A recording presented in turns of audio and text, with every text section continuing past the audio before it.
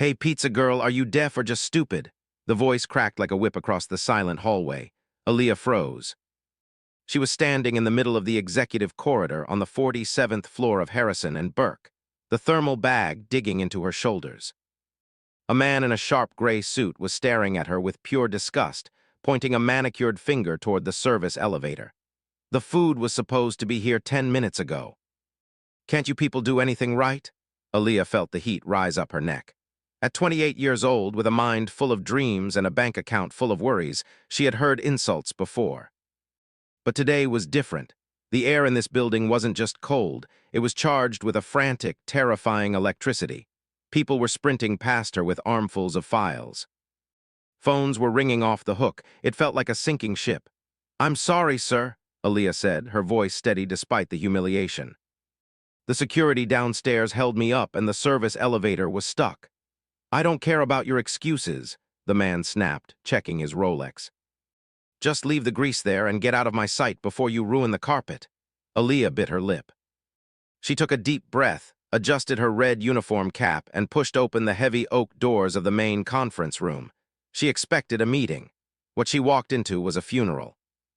"Before we see how this pizza girl changes everything, welcome to Kindness Valley. If you believe that we shouldn't judge a book by its cover, please take a moment to like this video, leave a comment below, share this story with your friends, and hit that subscribe button. Your support helps us share more stories that matter." The room was in chaos. A massive mahogany table was covered in scattered papers and half-empty coffee cups. A screen on the wall showed stock graphs plummeting in red lines, and at the center of the storm stood a woman Aaliyah recognized instantly, Victoria Burke, the CEO. The Iron Lady of New York real estate. But right now, she didn't look like iron. She looked like she was about to shatter. Victoria was gripping a phone, her knuckles white. "I don't care if the translator had a heart attack. Get me someone else. The call with Dubai is in 20 minutes. If we lose the Al Rashid contract, this firm is bankrupt by tomorrow morning." Aaliyah moved quietly, trying to be invisible, placing the pizza boxes on a side table. But she couldn't help but listen. The panic in the room was suffocating. "Victoria," a nervous executive stammered, "we have no one. The agency said it will take 2 hours to get a certified interpreter for the Gulf dialect." "We have to cancel." "We cannot cancel," Victoria screamed, slamming her hand on the table. "Sheikh Al-Rashid doesn't do rescheduling. You know the culture. If we aren't ready when he calls, he takes it as an insult. We lose the $100 million, we lose everything." Just then the room phone rang, a piercing, shrill sound. Everyone froze. It was like a bomb had gone off. The executive closest to the phone went pale. "It's them. It's the assistant from Dubai checking the line." Victoria closed her eyes. For a split second, the mask of the powerful CEO slipped, and Aaliyah saw a terrified woman who was about to lose her life's work. The executive picked up the phone, his hands shaking. He tried to speak, he tried to read a greeting from a piece of paper. "Ah, Salam, al-come." He butchered the pronunciation. It was painful to hear. Aaliyah was already at the door. She should leave. This wasn't her world. She was just the delivery girl, barely making rent, invisible to people like this. But then she heard the voice on the speakerphone. It was faint, speaking rapidly in a specific, heavy dialect of Arabic.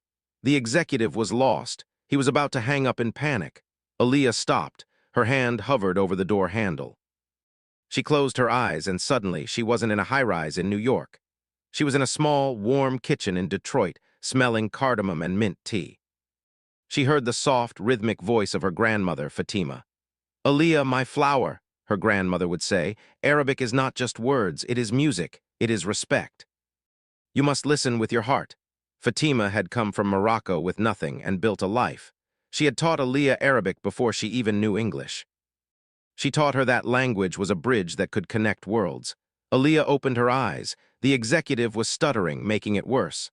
I don't understand."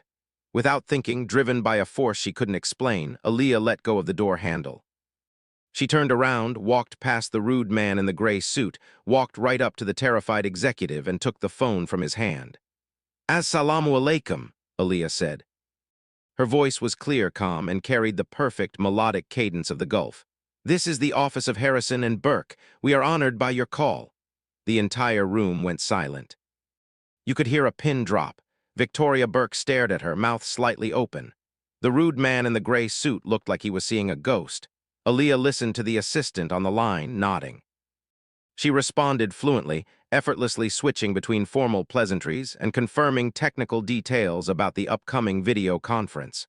Her accent wasn't just good, it was authentic. It carried the warmth and respect that no textbook could teach. After 2 minutes, she hung up gently. "The sheik will call in exactly 35 minutes, Aaliyah said, turning to Victoria. His assistant said the sheik is concerned about the seriousness of this firm. He felt the initial greeting was lacking. The silence stretched for another 5 seconds. Then the rude executive scoffed. "This is a joke, right, the pizza girl? You probably watched a few movies and think you can handle $1 billion negotiation." Victoria held up a hand to silence him. She walked slowly toward Aaliyah, her eyes scanning the red uniform, the thermal bag on the floor, the worn-out sneakers. "Who are you?" "I'm Aaliyah Thompson," she replied, standing tall. "I'm a delivery driver, but my grandmother was Fatima Al-Fars. She raised me speaking Arabic, French, and English." "Fatima Al-Fars," the rude executive sneered. "Sounds like a nobody." "Look, Victoria, we can't let this. This street girl talk to Sheikh Al-Rashid. It's professional suicide."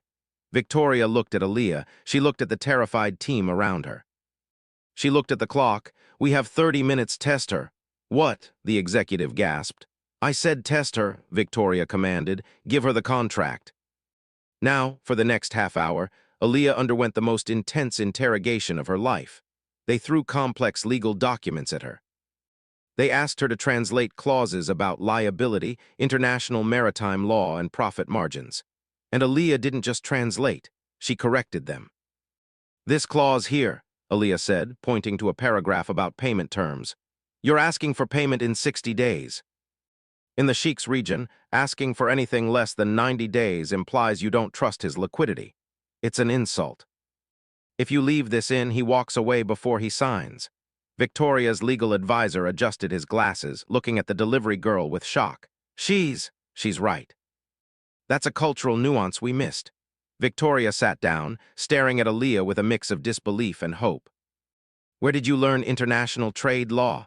"I didn't go to law school," Aaliyah said softly, "but my grandmother ran an import-export business in Detroit for 40 years. I sat on her lap while she negotiated deals with suppliers from Casablanca to Dubai.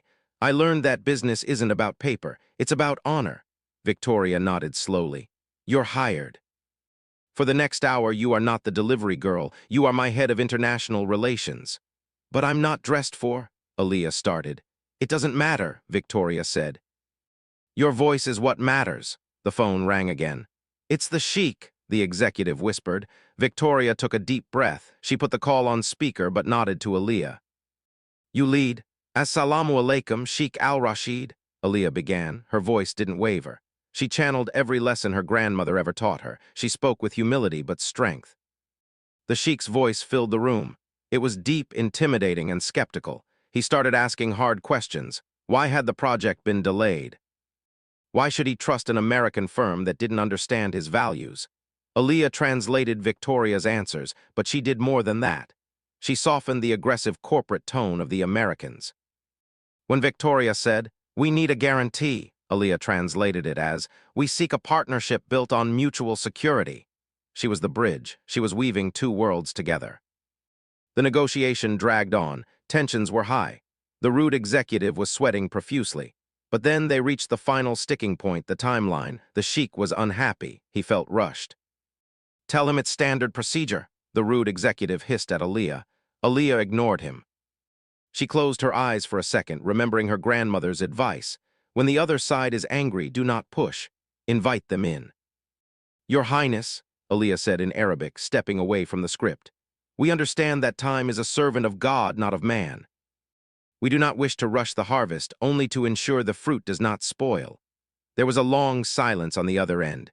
Victoria looked at Aaliyah, terrified. Had she gone too far? Then a low chuckle came from the speaker. The sheik was laughing.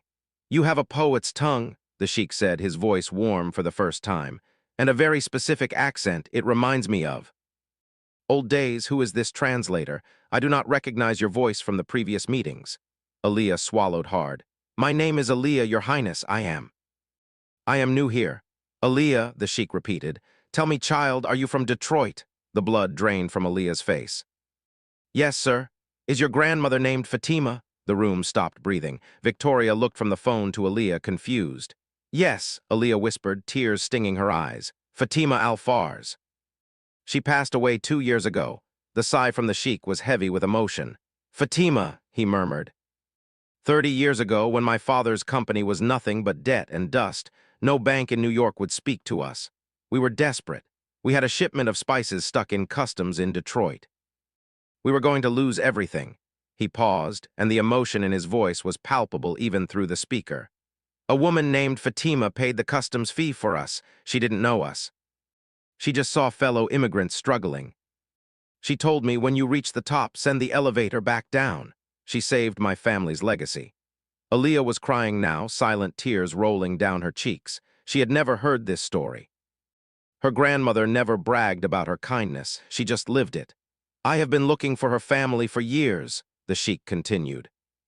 And now I find her granddaughter negotiating with me in New York. She would be honored to know you remembered her, Aaliyah choked out. Miss Burke, the sheik's voice sharpened, addressing the CEO directly in English. I will sign your contract, but I have one condition. Anything, Your Highness, Victoria said, her voice shaking. This deal goes through Aaliyah. She is my point of contact. If she is not leading the account, there is no deal. Do you understand? Understood, Victoria said without hesitation. She is. Indispensable. Good, Fatima's granddaughter. We will talk soon. The line went dead. For a moment, nobody moved. The reality of what just happened settled over the room like a heavy blanket. The delivery girl, the one they had mocked and ignored, had just saved $100 million deal because of the seeds of kindness her grandmother planted 3 decades ago. The rude executive in the gray suit slumped in his chair, unable to look Aaliyah in the eye. Victoria Burke walked around the table. She didn't look like the Iron Lady anymore. She looked human. She stopped in front of Aaliyah. I have an entire department dedicated to talent acquisition, Victoria said quietly. I pay recruiters millions to find the best people, and you were delivering my lunch. Aaliyah wiped her tears. I applied here, Ms. Burke, 3 times. I never got an interview. My resume doesn't have an Ivy League college on it. Victoria looked down, ashamed. That changes today. Aaliyah, I don't want to offer you a job because the sheik demanded it. I want to offer you a job because you are the most competent person in this room. Will you stay? Not as a delivery girl, but as our director of Middle Eastern partnerships. Aaliyah looked at her red uniform. She thought about the overdue rent, the empty fridge, the years of struggle. But mostly, she thought about Fatima. She thought about the woman who helped a stranger 30 years ago, never knowing that kindness would come back to save her granddaughter. I accept, Aaliyah smiled. 1 year later. The scene is different now. Aaliyah is walking down that same corridor. She isn't wearing a red uniform and sneakers. She is wearing a tailored navy suit. She walks with confidence, carrying a leather briefcase. She steps into the conference room. It's full of people, young people, diverse people. People who look like they don't belong in a corporate tower. Welcome, Aaliyah says, standing at the head of the table. Welcome to the Fatima Al-Fars Scholarship Program. This firm used to look for talent in only one place. Now we look everywhere. She looks at a framed photo on the wall, a black and white picture of an old woman in a spice shop in Detroit, smiling kindly. My grandmother taught me that everyone has a story, Aaliyah tells the interns. She taught me that you never know who is standing in front of you. The person cleaning the floor, the person serving your coffee, the person delivering your pizza. They might just be the one who saves the day. Aaliyah walks to the window, looking out over the New York skyline. She touches the glass, feeling the warmth of the sun. They laughed at the delivery girl, she whispers to herself. But my grandmother, she didn't raise me to be laughed at. She raised me to lead.